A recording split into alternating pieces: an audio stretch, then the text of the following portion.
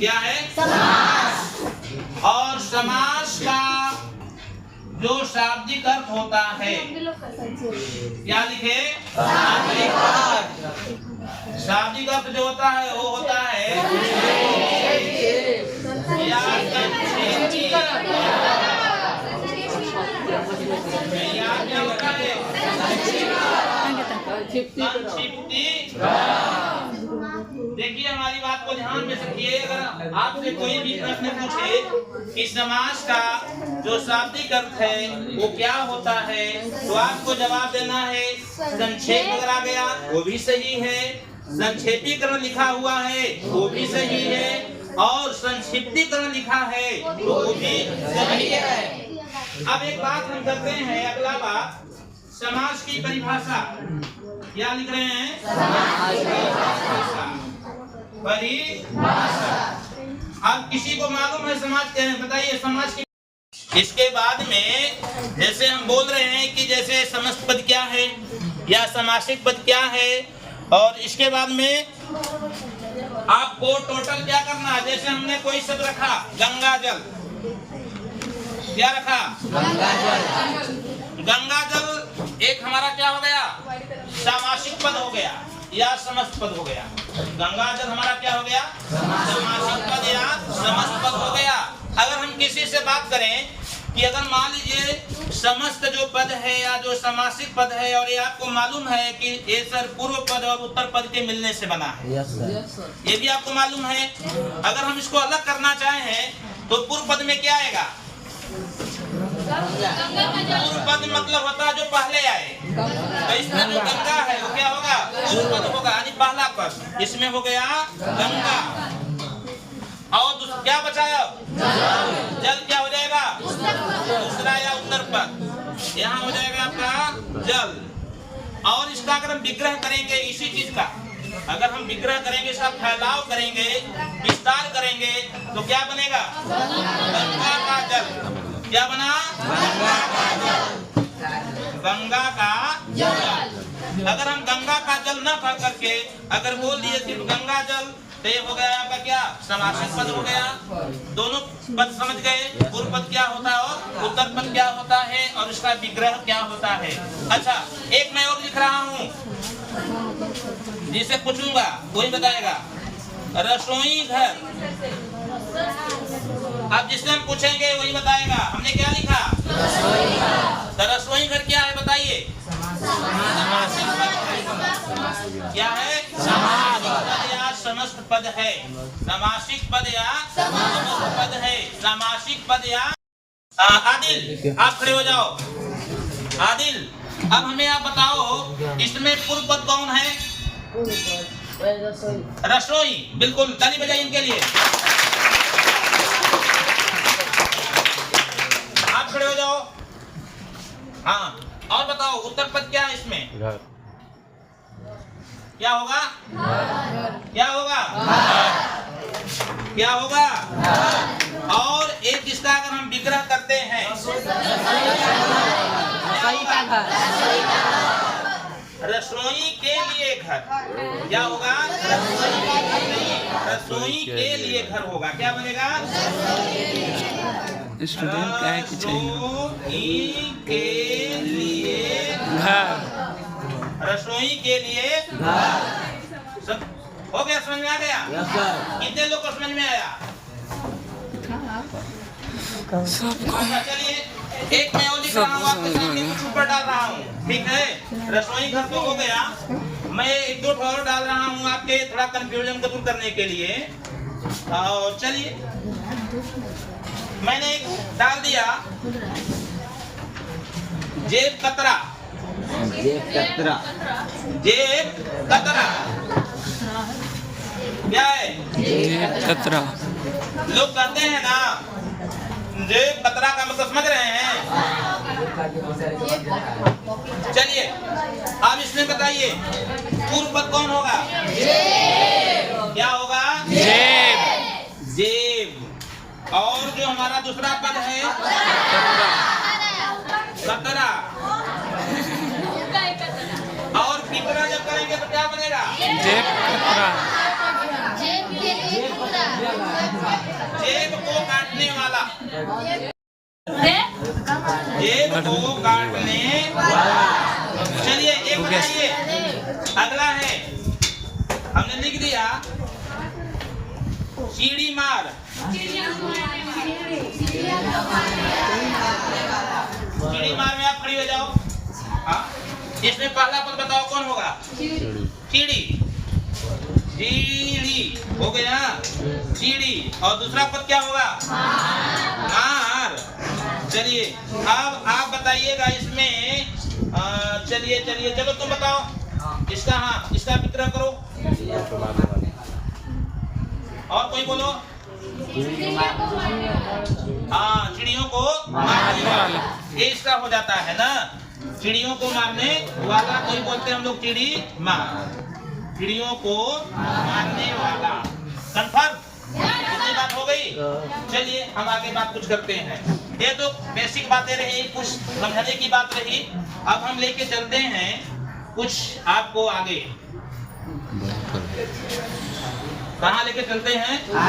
लेके चलते हैं आपको हम समाज के भेद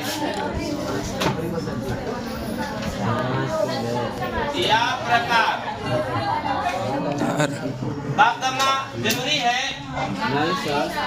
समाज के भेद या समाज के प्रकार। और देखिए आप अंदर जाएंगे तो आपको सिर्फ 4 ही मिलेगा, और 2 जो मिलता है वो क्या करता है? किसी के अंतर्गत मिलता है। लेकिन हम लोग सामान्य रूप से देखते हैं कि हमारे जो समास हैं वो कितने हैं? 6 हैं। अभी फार्मूला है, देंगे अभी खींच के, देंगे अभी खींच के, देंगे अभी खींच के, यानी 5 गो ही। पहला अव्ययी भाव, अव्ययी भाव समास। दूसरा हो गया सत्पुरुष, ठीक है। तीसरा क्या होगा?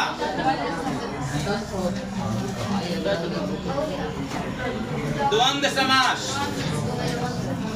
और चौथा क्या होगा मालूम है? बहुव्रीहि। अब देखिए आप बोलिएगा सर आप बताए अभी 6 और बता रहे हैं 4 की बात। बोले क्या? 6 और बता रहे हैं 4 की बात। तो बेटा देखो जो 2 है ये इसी के बेटा है, 2 गो इसके पुरुष के। एक क्या हो गया? दिगु। और एक हो गया आपका कर्मधारय। समझ गए? इधर देखो ध्यान से। क्या बोले? 6 हो गया कि नहीं हुआ? 1 2 3 4 5 6। और जो टीचर होते हैं हमें 6 को लिख कर बता देते हैं, बट ये नहीं बताते हैं कि जो ये द्विगु समास है और जो कर्मधारय है समास, ये किसके अंतर्गत आता है। ये नहीं बताते हैं, इसकी गिनती सीधे सीधे करा देते हैं। लेकिन मैं बता दे रहा हूँ कि जो 2 गो है द्विगु समास और कर्मधारय जो है ये तत्पुरुष का बेटा 2 गो है।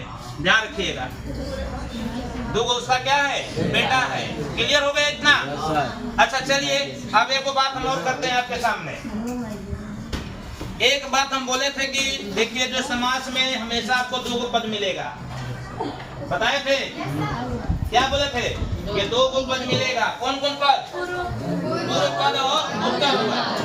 पूर्व पद और उत्तर पद। कहाँ? एक 5वां और एक क्या है? 6वां। 5वां में है द्विगु और 6वां में क्या है? कर्मधारय। क्या है जी? कर्मधारय। इधर देखिए ध्यान से हमारी बात समझिए।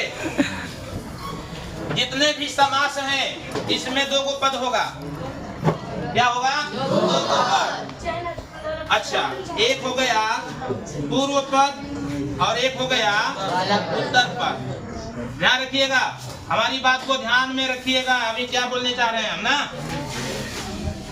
अगर हमें अव्ययी भाव की परिभाषा देना पड़े, किसकी? अव्ययी भाव। अगर आपके सामने कोई पूछ देगा कि सर ये बताइए अव्ययी भाव समास किसे कहते हैं, देखिए अभी पढ़ाना चाहें तो बहुत लंबा चला जाएगा, लेकिन इसको हम थोड़ा में निपटाना चाह रहे हैं कि आपके समझ में भी आ जाए और आपका क्लास भी क्या हो जाए, पूरा हो जाए। समझ रहे हैं बात हमारी? जैसे अव्ययी भाव की परिभाषा किसको मालूम है भाई, कोई बताएगा? कोई? चलिए कोई बात नहीं है, कोई बात नहीं है, आपको आ रहा है अभी तुरंत बोलेगा कि हाँ सर आ रहा है। देखिए तुरंत बोलिएगा। इसका डिफिनेशन कुछ भी नहीं है, इसमें आपको एक ही ध्यान रखना है, जिस समास का पहला पद प्रधान होता है, जिस पद का, देखिए जिस समास का क्या है, पहला पद क्या होता है, प्रधान होता है। प्रधान मतलब मुख्य होता है। क्या होता है? मुख्य होता है। पूर्व पद हो गया और ये क्या हो गया, उत्तर पद। ध्यान रखना। अब हम पूछेंगे अव्ययी भाव समास किसे कहते हैं, तो बोलिए कि सर जिस समास का पहला पद क्या हो, प्रधान, यानी ये इसमें प्रधान होता है और इसमें होता है, क्या कुछ होता है। लिख क्या गया, पहला पद प्रधान, देखिए पहला पद लिख गया और दूसरा लिख दिया अव्यय। क्या लिख दिया? अव्यय। लिख देगा कि जिस समास का, डिफिनेशन लिखेगा कि जिस समास का पहला पद प्रधान होता है वो समास क्या है, तो बोलिए कि अव्ययी भाव है। दूसरा परिभाषा लिखेगा कि जिस समास का पहला पद अव्यय हो, अ से अव्ययी भाव, अ से अव्यय, पकड़ लीजिएगा। लिख सकता है कि जिस समास का पहला पद अव्यय होता है वो समास कौन होता है, अव्ययी भाव होता है। या एक परिभाषा और लिखेगा आपके सामने कि जिस समास का पूर्व पद प्रधान होता है, चाहे पहला हो, चाहे पूर्व हो, चाहे अव्यय हो, तीनों परिभाषा में डाल सकता है ना। एक प्रधान होता है, इसलिए हो गया आपका अव्ययी भाव समास। ठीक है। अब अव्ययी भाव में बोलिएगा सर पता कैसे चलेगा हमें। अच्छा पहले इसको जान लीजिए, एक नजर बताते हैं एग्जाम्पल इसका, पहले एक नजर इसके जानिए परिभाषा आप। दूसरा क्या हो गया मालूम है, तत्पुरुष में देखिए जिस समास का दूसरा पद प्रधान होता है, सीधा सीधा फंडा, रटना नहीं है। जिस समास का दूसरा पद यानी उत्तर पद क्या होता है, प्रधान होता है, वो क्या होता है, तत्पुरुष समास होता है।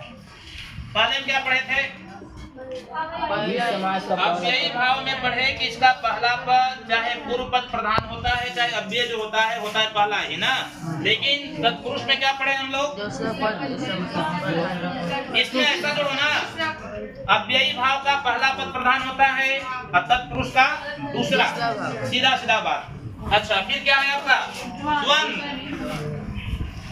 इनका एक नियम पढ़े हैं आप लोग, क्रिया प्रतिक्रिया का नियम नहीं पढ़े हैं? किसका है नियम, न्यूटन का। इन थप्पड़ मारा तो इन्होंने भी खींच के इनको एक थप्पड़ दिया, बात बराबर। तो इसमें देखो यहाँ भी बात बराबर करनी है हमें।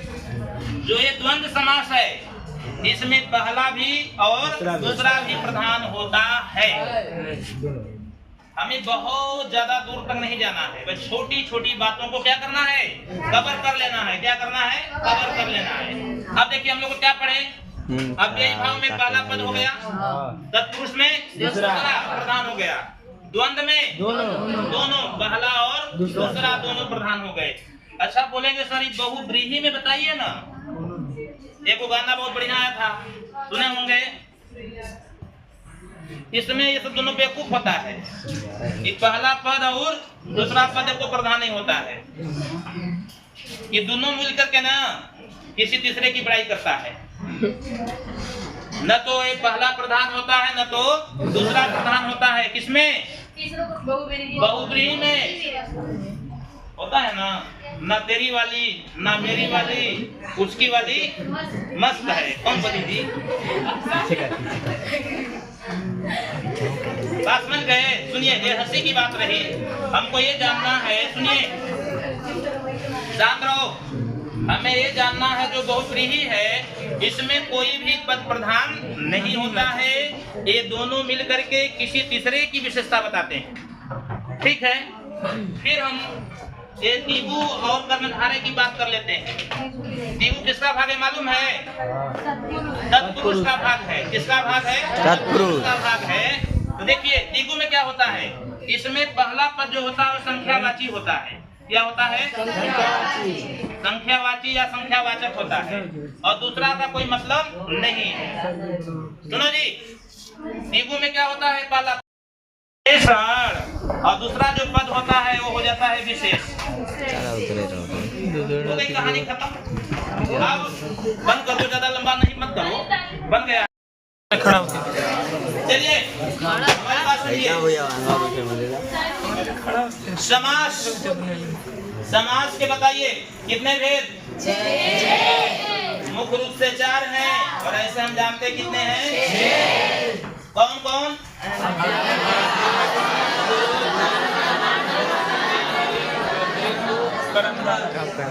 हो गया। चलिए अब हम पूछना चाह रहे हैं, सूरज कुमार आप बताओ, अव्ययी भाव समास की परिभाषा बताओ। पहला पद प्रधान और दूसरा पद वो नहीं, बस इतना करना है कि जिस समास का पहला पद प्रधान होता है वो क्या है? अव्ययी भाव समास। दूसरा शब्द अगर लिखा मिल गया कि जिस समास का पहला पद अव्यय हो, वो समास क्या है? वही चीज है, अव्ययी है। अ से अव्ययी, अ से अव्यय, जोड़ लीजिएगा कनेक्शन सेट से। और इसके बाद में जिस समास का पूर्व पद लिख देगा, चाहे पहला लिखे, चाहे पूर्व पद लिखे, चाहे अव्यय लिखे, तीनों एक ही चीज, ध्यान में रखिएगा। अब इसमें अच्छा बैठ जाओ, आप बोलो करण। तत्पुरुष समास, जिस समास का दूसरा पद प्रधान होता है। बिल्कुल, ताली बजाइए इनके लिए। बहुत बढ़िया। द्वंद्व समास के बारे में कौन बताएंगे? कोई है? चलो प्रतिभा, परिभाषा बताओ। द्वंद्व, द्वंद्व, हाँ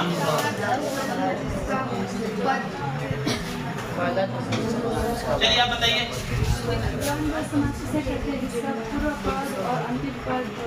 हाँ, अंतिम पद या उत्तर पद दोनों क्या होता है?